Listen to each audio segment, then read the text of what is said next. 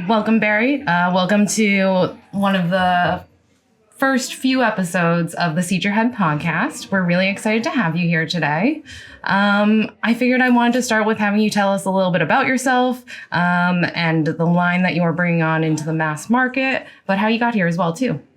Oh, wow. Well, I love seed. I came here about a year ago or a little less and was very impressed with the way it was set up and how it was a legacy style dispensary and kind of a place that you could go into the past and find out about cannabis and how we got here, the struggles, the people who have paid a heavy price for being able to walk freely into a store now and buy and not have to worry about the black market. So it's very impressive, and thank you for having me.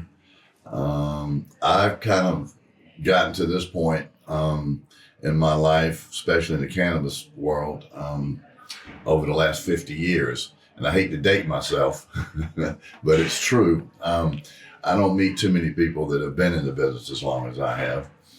I started in around 70, 71, going to Jamaica from Florida and bringing back product that I would pick out over a period of days. Jamaica has really one strain, lamb's bread, is how I knew it back in the 70s. That's one of the few strains that were around back in the early days of the cannabis market, so to speak. And so through the 70s and 80s, I grew in my business of smuggling cannabis from Jamaica, from Colombia, from Lebanon, where we brought hash. And finally, in about 1985, the feds caught up with me. And I ended up doing almost 11 years in federal prison for smuggling and all the other things that come with it. You're not telling the feds that you got so much money and when can I pay my taxes? And so there was tax charges and other various charges that came along with more than just smuggling. We had to laundry our money. We had to put it somewhere. And so there was a array of charges. And I did my time, got out in the mid-90s and got back into the restaurant business that I always loved and had been in kind of as a side job, so to speak, when I was smuggling. And then went back into some real estate business through the early 2000s. And around 2010 or 12, there was a book written called Operation Jackpot. And it is like an overview of what we were doing and the guys that I worked with during the 70s and 80s. And then we started working on a documentary about the Gentlemen Smugglers. And one thing led to another. We said, why don't we create a brand, a cannabis brand? We're legal now. We've done it on the black market, and now we can do it in the white market, be legal, and let's do it. And so in 2021, we started that process, and here we are. And today in Massachusetts, we're here at Seed, and that's kind of a short version of how I got here. For sure. Yeah. And what was the first state that the brand launched in? We launched in September of 22. Okay. Yeah, we launched in September of 22 right here in Mass. Right in Mass? Yeah, we chose Mass because, it's a state that's, there's a lot of firsts have been done here in Massachusetts through the history of this state. And so we wanted to be the first place we launched. And I love the people here in Massachusetts. They're very friendly. That's not something you hear that often, especially in Boston. I come from a Southern background, and I was a little, I had some, some thoughts of maybe I'm going up north and that kind of thing, and people a little more closed and a little less friendly, but I was wrong because everybody has been super friendly to me.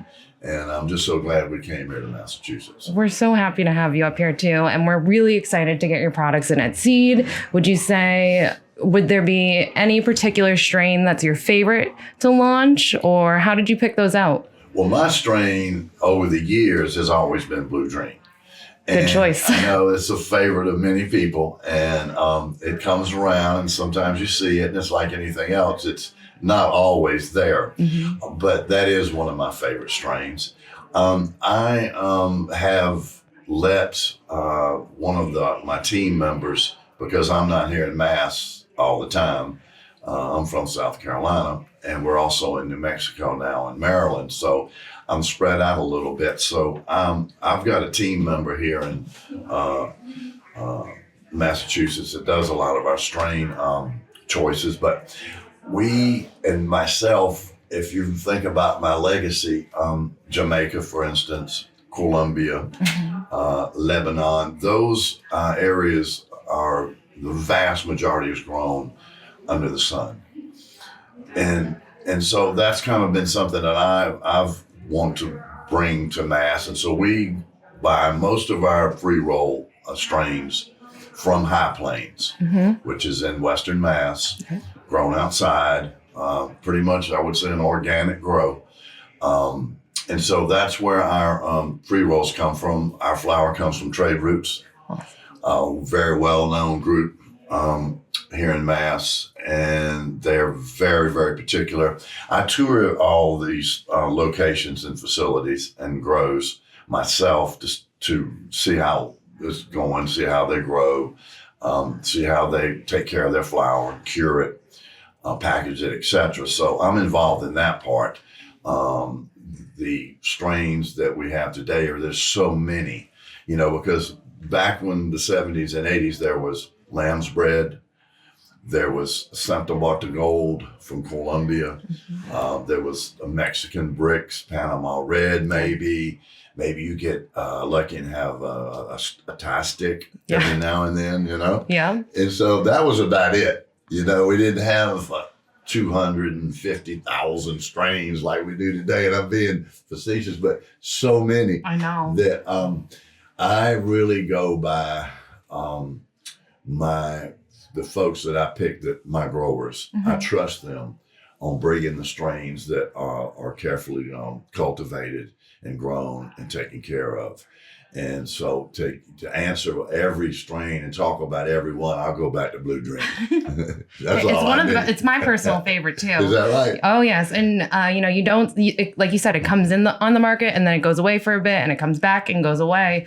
But one thing that's been really cool for me, at least lately, is I've seen a lot of Blue Dream in lineages. So you don't, it's not Blue Dream, but it's that crossed with something else, and it's still really good, and you still get a lot of those same effects there. Absolutely. Well, everything's crossed with everything else today, and that's what makes it very interesting as well, because I think cannabis is just on the edge of really bursting out into what we can do with crosses and what we can achieve medicinally for people who have different aches and pains and needs, to your recreational consumer. So I think the more that we can explore, the more research we can do, the more we're going to find out that cannabis can be very defined in how it affects each person and what you look for and versus maybe what I look for and what makes me feel the best, or what at my age gets rid of certain aches and pains. Helps me sleep. And so I think there's, it's just in the early days of us figuring out through research where we're going to end up with cannabis. It's very exciting, and I'm always like to try different aspects of the cannabis, of the plant, to see, how's this going to affect me. And I think we're really going to dial down on that as the days and weeks and years go by. Being here at Seed, y'all are ahead of the game. You stay on top of those kind of things. So I'm really happy that we're going to be here with you guys, and I appreciate you having me today. Oh, of course. We appreciate you for coming in, and we're really excited to get your products in on the market. If you had to choose a favorite way to consume cannabis, what would it be and why? Well, Mom, old school. I like to have some flour, hand me a rolling paper, and away we go. I'm kind of like still set in my ways with just smoking the flower and having my own taste. Basically my best way that I'm the most comfortable with rolling a joint. Now, have you explored dabs or RSO or different types of edibles? I have, and I don't want to. I hate to admit this, but I'm kind of a lightweight. If you could smoke on one of my joints, I might could get halfway through it. And I'll get to that place that I feel good and I'm happy. And I'm like I said, it doesn't take a lot for me. And if you think back in my days in the 70s and 80s, strains weren't near as high in THC content as they are today. I think, what was it? I read a study and I believe it said in like the 70s and 80s, the average THC content was between 3 and like 7%. As you got to the 90s, it got a little closer to 10. I think it was like 2014, they said it was starting to get to like 12%. And it wasn't until later, closer to 2015, 2016, that it was going upwards to 20s and now 30s. And where do we end? Yes. So if you think about that in terms of what I'm used to and over my years of consuming, then you can see where if I'm at 10% forever, now you're at 30. So it's in proportion. Yep. And also that, there's different reasons to consume. And so I think as people become older and they change some of the ways that you consume and what you're really looking for. And so I think that's part of having a strain for everybody. Oh yeah. It could be a lower THC content. It could be a different cannabinoid. It could be a different terpene. All those combined together doesn't necessarily mean it has to be something that's, 40%. Yeah. THC. For sure. Let's find that happy medium, and everybody has that somewhere. So that's me. And I think too, as information is more readily available for people, as they're able to learn more about, hey, different cannabinoids do different things. Hey, actually terpenes play a huge role in how someone's going to feel. It's going to help fine tune it in for the consumer as well. I mean, I know that some researchers have also started looking into like cannabinoid mapping for people. Exactly. So almost like genome mapping to figure out what the right, the right concoction of cannabinoids and terpenes and flavonoids are for people. And I think that's really going to be the game changer. No doubt. And one of the things that's kept us from being there already is the restrictions that the government, being the oppressor that they've always been in the cannabis world, have kept on research. Colleges, universities, research labs that could be telling us this many, many years ago, and we're now starting to catch up. So a very exciting field to be in. And again, and I think you guys here at Sea are on top of that. And that's what's very impressive to me. My most favorite dispensary. Oh, we're happy to hear that. And I mean, especially with the museum too, with CORE, one of our main missions too is be like this hub of education for people that's accessible for everyone. I remember, 10 years ago, the only way you could really learn about cannabis was reading an Ed Rosenthal book or like going through an NIH study and being like, okay, well, what does this word mean? What does this word mean? How do I understand this? But to be able to just Google something now and be like, oh, this is all this different research and information and it's actual credible sources now. It's just a complete 360. And that's only in the past 10 years. So I'm sure for you to see it from, the 70s. To where we are today. Yeah. Exactly. It's mind blowing. In a sense, because I never thought we'd get here like this. And, people like myself and all the smugglers of the days, there was plenty of them in the 70s and 80s and up until we started having our own production here in the States. That's how people were served. Yeah. We were the dispensaries, the transporters, the growers, we were everything. We were like a one-man band. And now it's so cool to be able to walk into a store off the street, and I sometimes almost find myself still looking over my shoulder because of what I was in for so many years, Sure. It's like sometimes I almost whisper, like, "Is it okay? Can you smoke in here?" In a consumption lounge, So some states are still illegal. One of them is where I live in South Carolina, so. Which they seem to be one of the slowest states on the East Coast. The South is always the slowest. Yep. We're the last to get anything. I mean, Virginia has some good headway right now. They're getting close. Florida's had medicinal for a really long time. Right. They're voting this year. I'm hoping. I have my fingers crossed that they'll make it. But Alabama and Georgia, I don't see anytime soon, really. They're just Alabama, Georgia, South Carolina, Tennessee. Some of these states are just... Texas, I don't see that really ever happening. I don't think so. And so it's the march goes on. Mm-hmm. The job's not finished yet. Yeah. Because people have to realize that what the government's done, and I think you and I were talking earlier about organizing, having lobbyists, going in numbers to these meetings, these regulatory meetings, and having a say in how these things are developed and regulated. And I think that's one of the most crucial things too, because here's something that has negatively impacted so many people, as you know, and, taken different aspects of their lives away and their livelihoods away. But now we have this legal market. We have people making money for it. And I think it's important to listen to the people that it affected the most. Yeah, because we have a history and you learn from history, as we all know. And we have to go and numbers. The numbers are already there for us. If you look at the polling in the states, as you well know, it's well over 60%.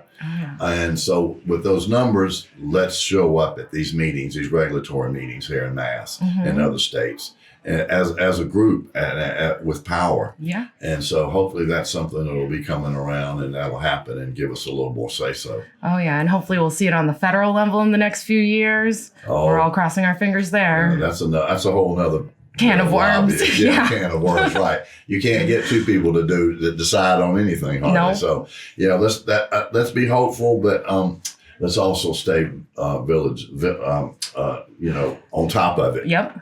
And not let these things pass, and hopefully that we can reach a point where every state is free and every state you're able to go and legally purchase cannabis. Yeah. And so that's what I'm hoping for, and definitely in the next couple of years, I think it'll happen. For sure. I definitely agree with you there. And I'm not going to lie to you. I did read the first few chapters of the Jackpot book. Okay. I didn't get through all of it over the weekend because I didn't know about this really right away. So I tried to do my research as much as I could. But one thing I found really interesting in one of the first few chapters was they mentioned that, what was it? It was that you didn't smuggle differently than others. You just did it well. Well, it's like anything else. If you are sloppy, there's the guys out there that are looking to catch you. Okay.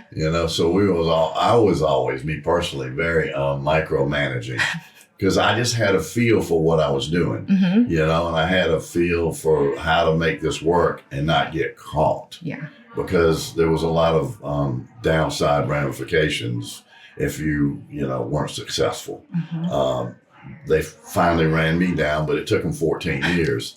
It took them a while. Yeah, and I think only of all the different deals that I did, I think really only one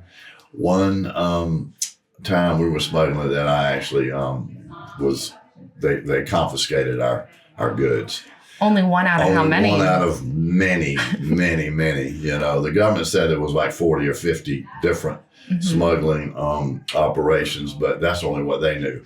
Okay. And so that's pretty impressive. It is. Only one out of 50 or 60 is pretty good. So going back to having to micromanage and not that I was trying to be, the president of anything, but just I felt like if I had my money and skin in the game, then let's make this happen right.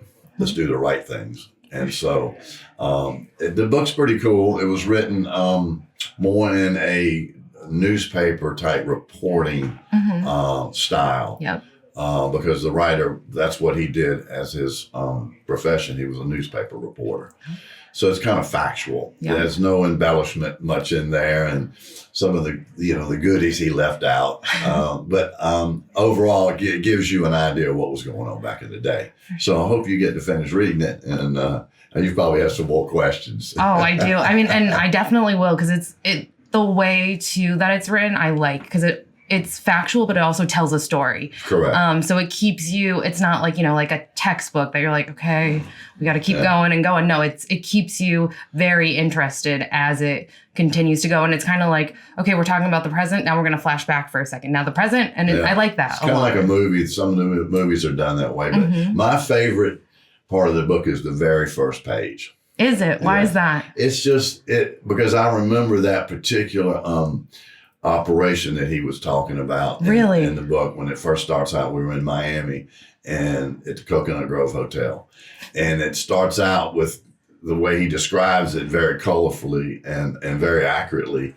In that first one or two pages are probably my most popular ones I go back to and read just because of the way his description. And so it's fun. It's a complicated book. A lot of characters in there. For sure. Yeah. Oh, I know. There's a lot going on. But it keeps you hooked. Yeah. Now, my question about the first couple pages then. So if I remember correctly, they said that when you guys came back with the boat, that there was a party going on next door. And I can't remember the other guy's name, but he told you not to say anything. Yeah, he did. It was that was a good friend of mine and one of my partners.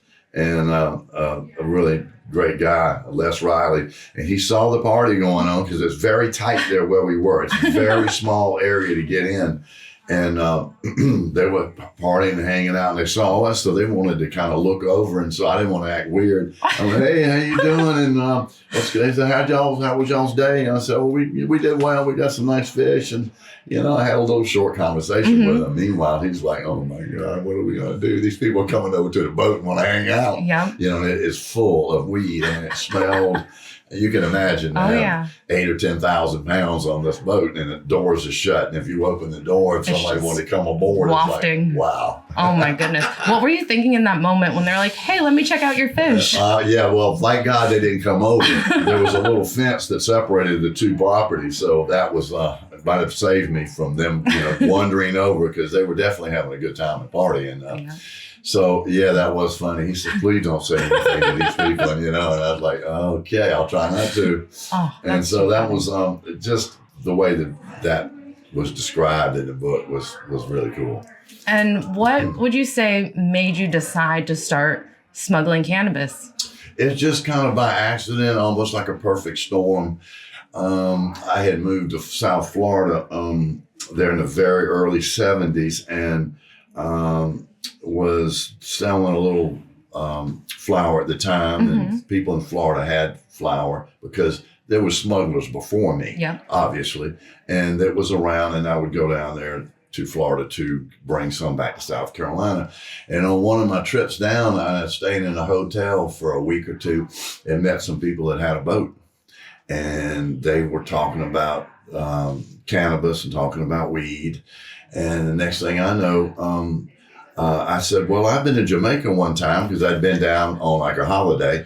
And I said, "I met a couple of guys down there and we smoked and all." I said, "Well, I could probably go down there and they could find us a boatload."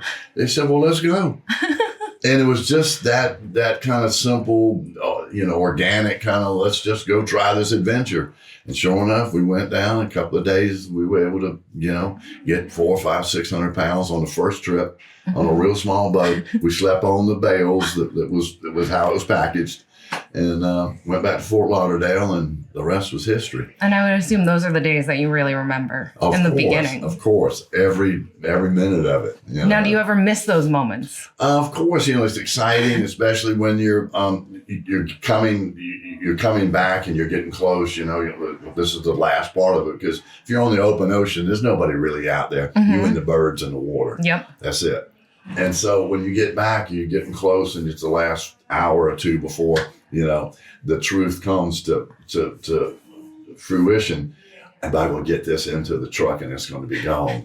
And that's the exciting part. The rest of it's like, let's plan another trip. Let's get a bigger boat. Let's go again.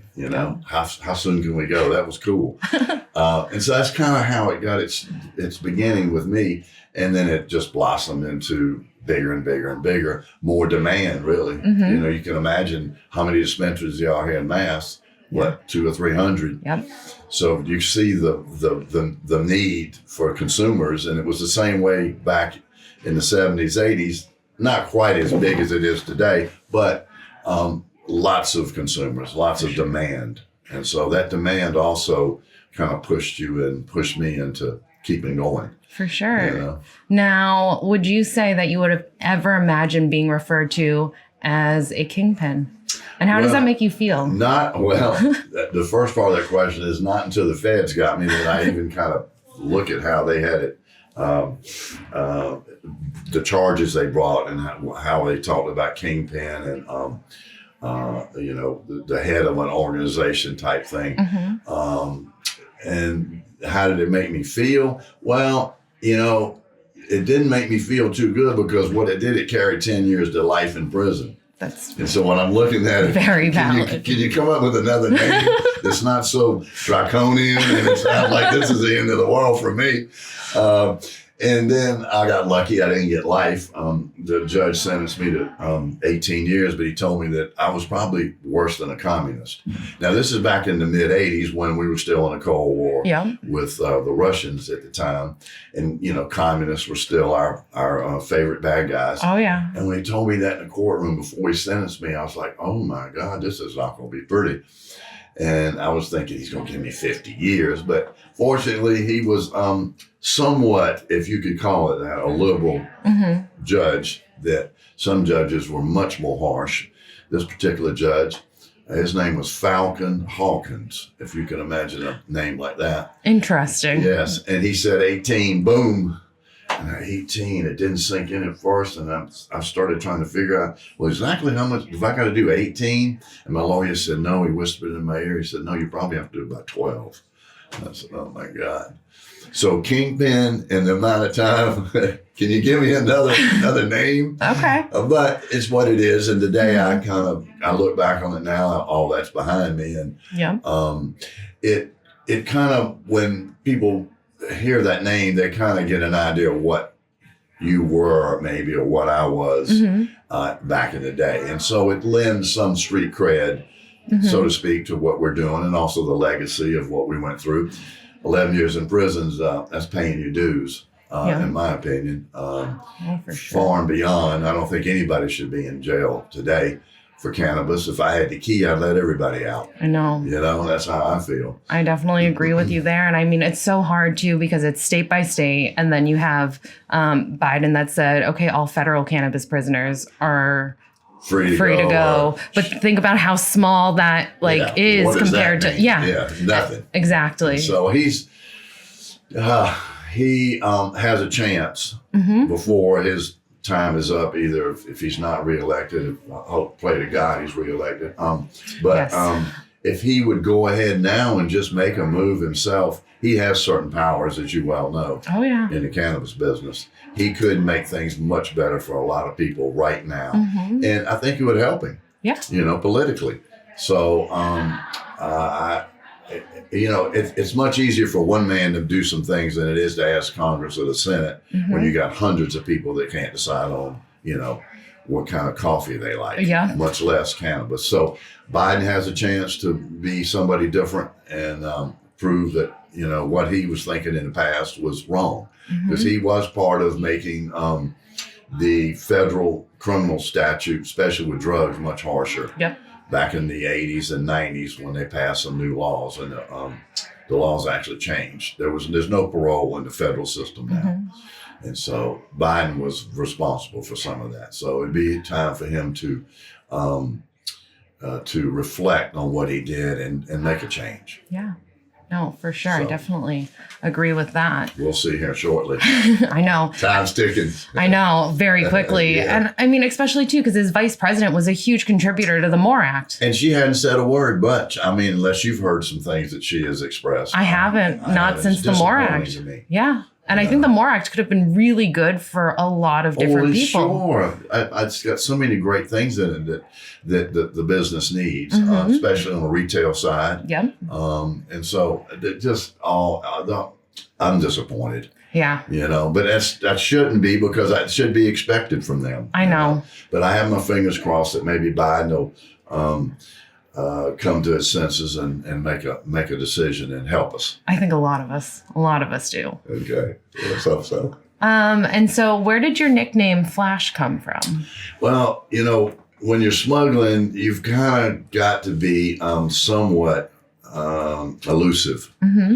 And so it kind of was a name that I would be there 1 minute and gone the next, and I'm gone in a flash. Mm-hmm. And so a couple of people pinned that on me, and it kind of stuck. Some people have asked me that question thinking it was how I dressed and what I drove. Mm-hmm. But I was always a hippie from day one, and didn't really dress too flashy. I had a few little special things that I had because I could afford it at the time. And I liked certain cars, but I never was really out there going, look at me kind of thing. I think the flash comes from bam, here and gone.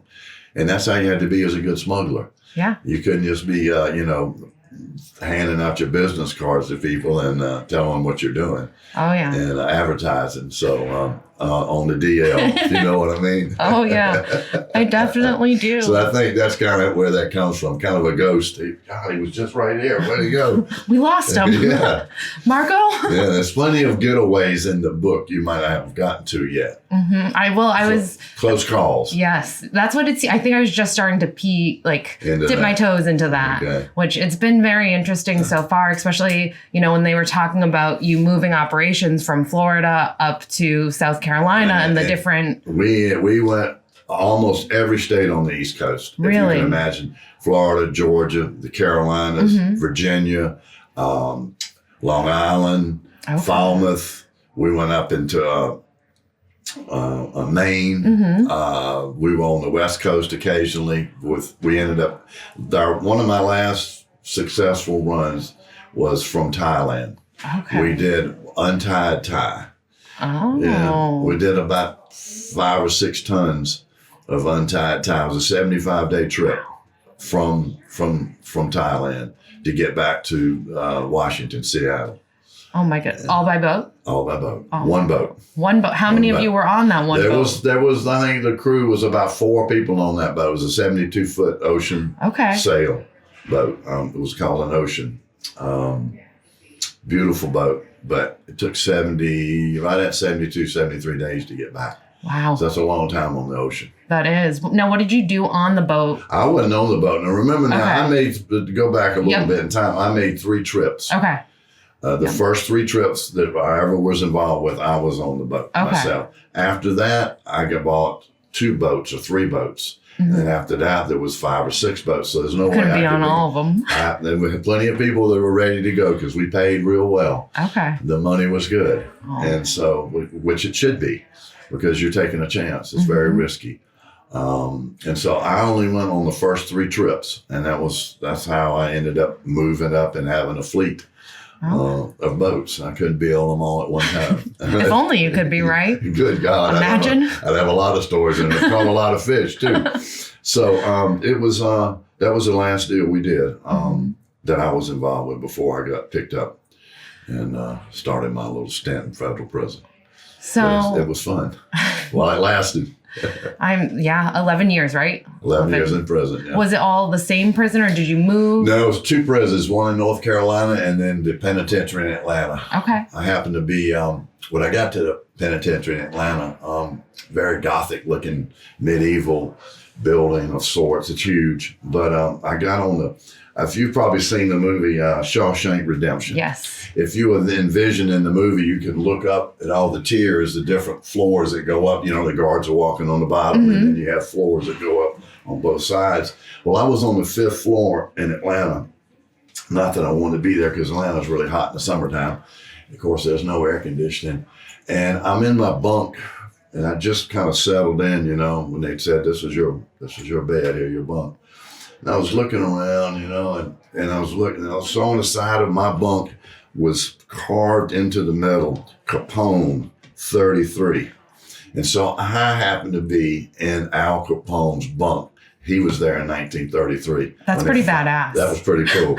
I said, damn, Al was here, and I'm here too. And I kind of had to sit back and reflect because I'd always followed gangsters and all. And Al Capone was here, man. What the hell's going on? He was there for a few years in Atlanta. So we had finally got him for tax evasion. But I made the most of prison, and I wasn't going to let it get me down. For sure. I corrupted as many guards as I could. It was in as much, that I could get into. Card games, always had a piece of that. A lot of sports gambling, and I really stayed in good shape. Went to college there, Mercer University, which is a university there right outside of Atlanta.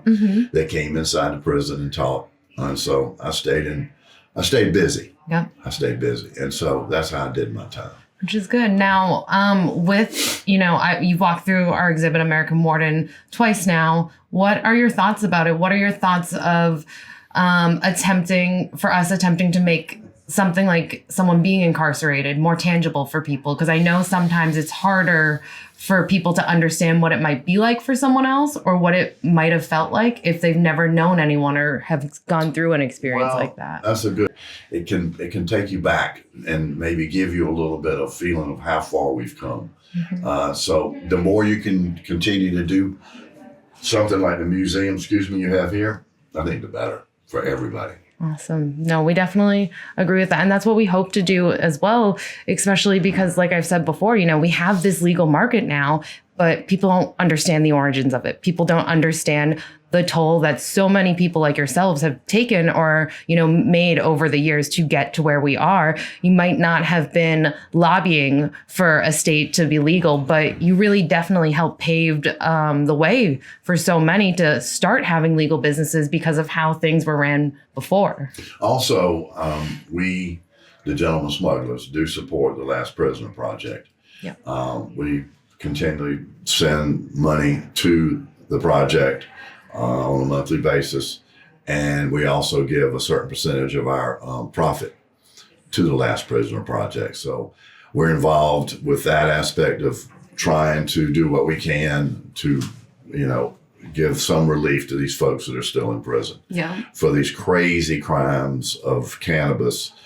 And even in states where it's legal now, we still have people incarcerated. Yeah. I remember, what was it? I think it was 2020 or 2021. The Last Prisoner Project was working with lobbyists out in California to help make sure everyone that was incarcerated was released, because the governor said, hey, everyone that was incarcerated for cannabis, the records are expunged, they're released. But I think there were like 3 counties, if I remember correctly, that didn't actually do it. It's still a problem everywhere, even if the governor says, this shouldn't be happening anymore. Just like Biden said, all federal, arrestees should be pardoned.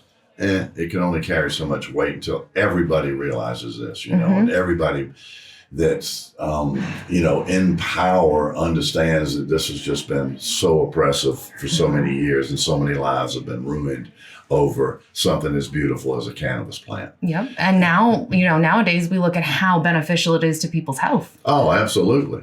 And so that's the driving force, I think, that we have to maintain and be vigilant and keep the pressure on these politicians and these regulatory groups and just continue the march forward. And like when people come and seed, they will get a feeling now, and hopefully this becomes a mobile museum of sorts and could travel the country just like an art show would. Yeah. And so I hope that happens. We're hoping for it too. I mean, I think it depicts such an important story. And I know when different states started legalizing, equity, social equity wasn't really talked about in the very, very beginning. But then as more and more states, as we got closer to 2020, started legalizing, equities become more of a topic of conversation. Mass was one of the first states to instill a social equity program and really try and make a process for people that have been impacted. And now you're starting to see other states take suit. I mean, as different states have come on the market on the East Coast, they've started instilling equity programs from the beginning. I know that up in Maine, they're working on legislation to institute a social equity program, and you're starting to really see it. And I think it's really helping the larger conversation that was kind of neglected, I almost feel like, in the beginning. It's true. I think everybody should have an equal chance. And I think keeping the MSOs at bay is one of the things that really will help and from an equity standpoint. And also, to me, social equity also means everybody needs to get out of prison. Yep. And so it's kind of a multi-front assault that we have to keep pressure on these regulatory groups, the governors of these states, and the people that are controlling the laws that guide cannabis these days. And so I always preach I'm like a preacher. I'm the cannabis preacher. Everybody I see, I tell them, this is what we need to do. This is how we should feel. This is where the power of the people come in. Let's do this in numbers. Yeah. And so, I definitely agree with you, because there is no equity unless people are released from prison, because how are you leveling the playing field for everyone if people are still incarcerated? Yeah, it doesn't feel right. No, not at all. Let's hope that happens. Fingers crossed there. There you go. And so with the laws always changing, with different departments of the government coming online to kind of stop smuggling or try and put an end to it, how did that affect you and your operations and trying to navigate those different, for us, we're always trying to play catch up with the regulations and keep up with how they're changing. For you, it was actual laws that could put you in prison. So how did you keep up with that? How did you? Well, when you say the laws, the laws were obviously, like I said, draconian from the drug law stance, but there's really nothing we could do back in those days. We were just trying to stay one step ahead of the man, so to speak. We kind of, let's keep an eye on what they're doing, and they're supposed to be following us. Well, we'll follow them. We'll see what the hell they're doing, so we already know ahead of time. And that was the case in a lot of instances. To answer your question, it's just trying to stay ahead of the game, no matter if it's a legal situation. Smuggling's really over as far as weed goes. As far as cannabis goes, you don't really read about people smuggling too much anymore. Occasionally somebody will be doing something, but when smuggling ended in the late 80s and the early 90s, it morphed over into, homegrown here in the States. California was kind of leading the way, Colorado, and so forth. So this why if you want to buy something illegally, you don't have to go to Colombia or Jamaica anymore. You can go to, California if you want to get something, or Colorado, or wherever. Everybody's growing it now, where before there was nobody. And so that whole industry, changed the smuggling aspect when we're talking about cannabis. That's how it is today. Yeah, awesome. And then I guess, while you were smuggling, did you meet any other smugglers along the way that left a mark or that you remember specifically, and why would that be? Well, I think we were pretty much in the forefront because we started so early. Occasionally I might meet someone who had a different technique or they had a little bit better way of doing something that would leave an impression upon me. But we were kind of somewhat isolated a little bit. If I ran into another smuggler, it might be in the dead of night at some location that I was unloading. And if I saw that happen, I went, it's too crowded here. We're moving. And that's why we ended up moving from Florida to the Carolinas and so forth up the East Coast. It was getting too crowded. We were actually running in and bumping into other people smuggling. And so I think pretty much we probably were at the forefront. We were as good as anybody when it came to doing that kind of work, because 15 years is a long time to outrun all the agencies that are out there, the DEA, the FBI, the Customs, the Coast Guard, and so forth. So it's a very long time, and so I'm not sure that I'm sure there's better ways to smuggle, but at the time I think we were kind of probably ahead of the game. I don't want to be bragging, but the record speaks for itself. No, that is a very long time to evade many parts of the government. There's plenty of people looking for us. That was part of the fun, the chase. Catch me if you can. And no worries. And how many people were a part of the Gentlemen Smugglers? Probably about 150. Okay. It would have been at the height of our numbers of people that were working with our organization. And how many people would you say ended up getting picked up and caught? Oh, probably 2/3. Okay.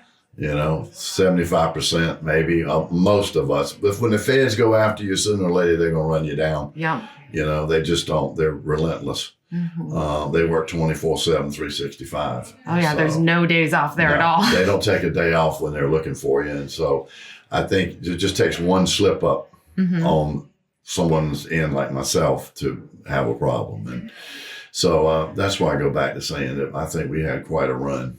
And it would probably hold up against anybody's, record of beating the feds for a long time. For sure. And it's really impressive to see how long that went on for, especially knowing about, okay, let's say 2/3 of 150 people were caught. Hey, there's still a third's a decent chunk of people that either got off because they were found not guilty in court, or they just didn't know about them, or they were slipped under the radar kind of thing. So, more power to them. Yeah. It's very interesting. Yeah. I wasn't one of those. So. That's the way it goes. So, I don't look back. I have no regrets. Yeah. I do it all over again. The same way? Oh, yeah. Well, we might change something here and there, but little tweaks. Yeah, little tweak it. Just to make it a little better. Yeah, that's right. And then from the book, if I remember correctly, so the original guys, a lot of them, or a handful of them, were your friends that you grew up with, or? Some of them weren't, sure. I mean, because you would, recruit folks that you knew. Recruiting people to smuggle with us was easier if I knew them. But of course, it would end up being, a friend would know a friend who knew a friend. And so when you got to 150 people or so, you kind of had to have that type of recruitment, so to speak. You ran out of your close friends pretty quick.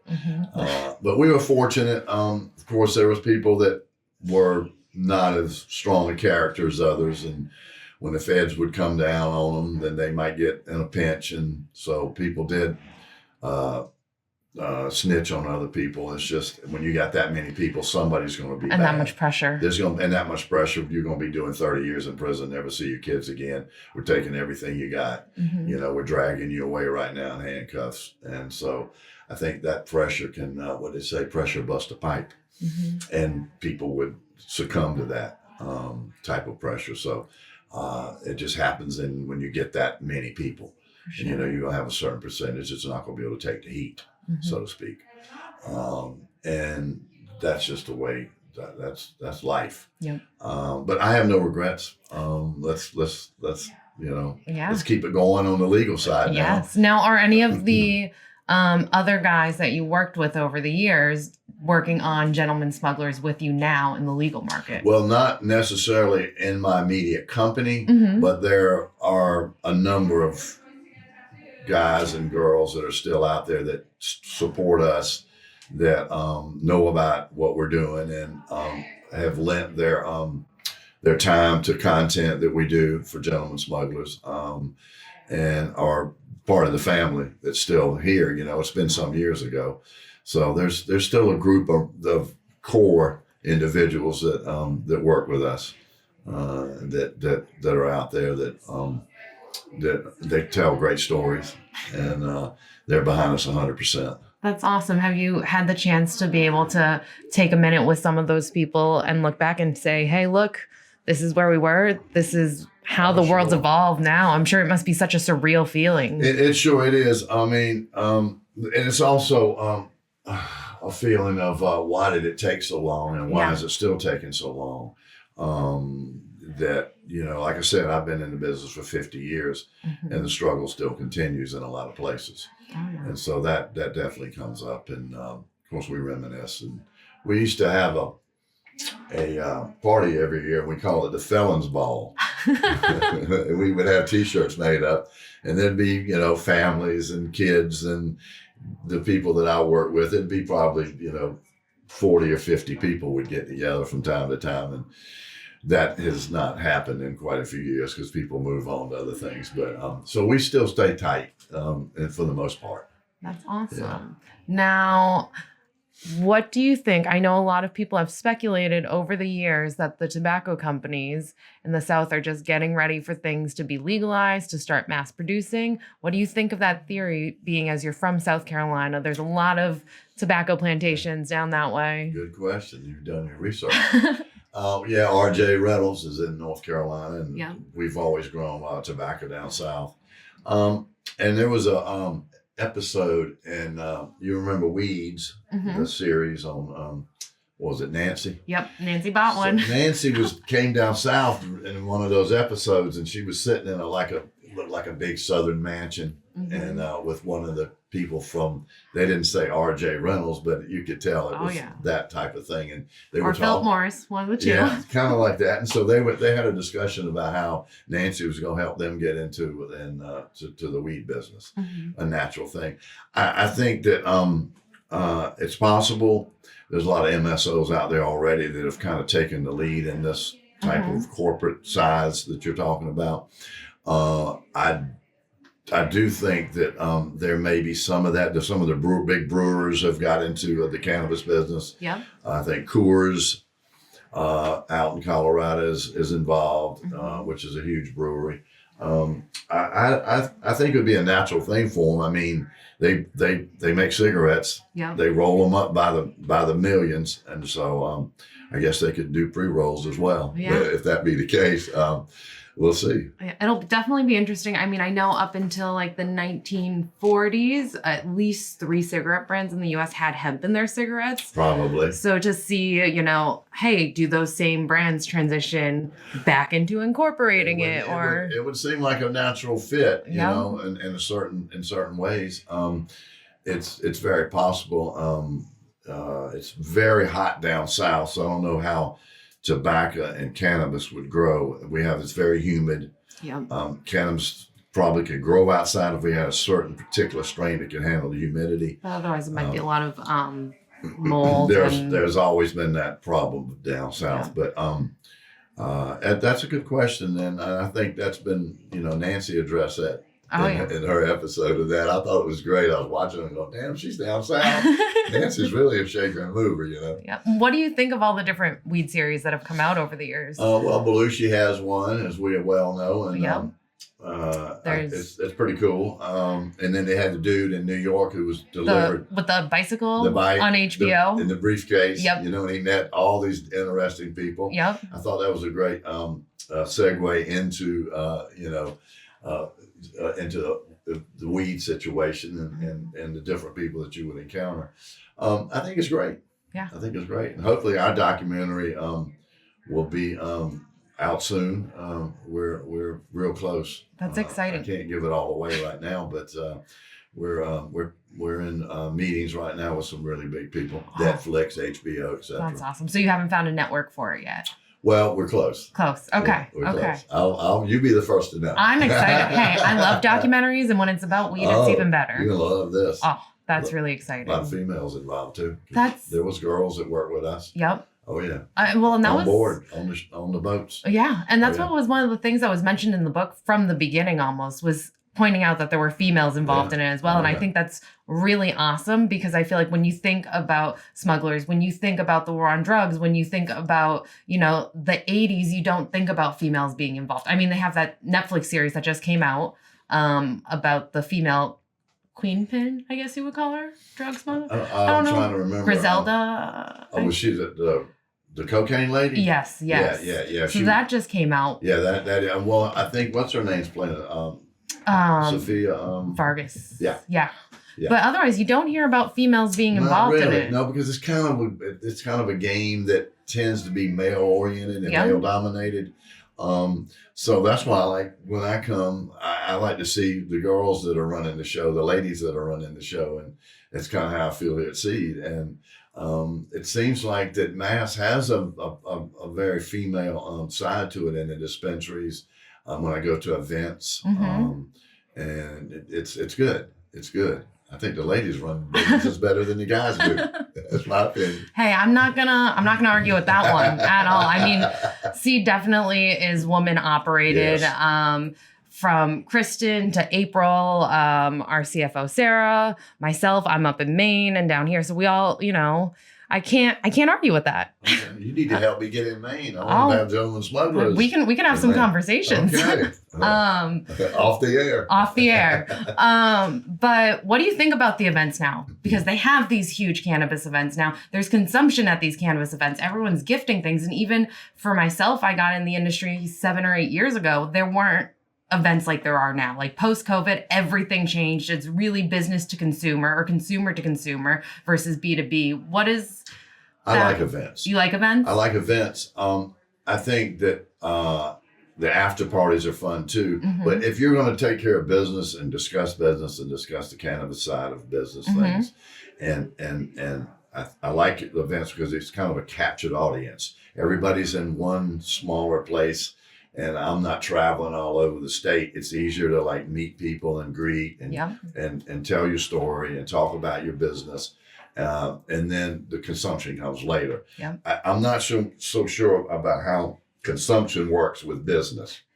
I think sometimes it can kind of drop off a little bit. So I try to get everything done during the day. Yes. And make sure you have emails to document everything. Yes. Because who did I see? And where did they go? And, so it can't Where'd that business card go? Yeah, I know. Exactly. So I love events, though, because you get to really see the players and the shakers and the movers at these events. And, of course, we got a big one coming up here soon, NECAN. Are you going to be up here for I will NECAN? be here. Oh, awesome. So. I'm coming down for Maine from it. All right, of course. So yes, I love the bigger events. You get to see everybody, the new innovations, the new ideas, new products.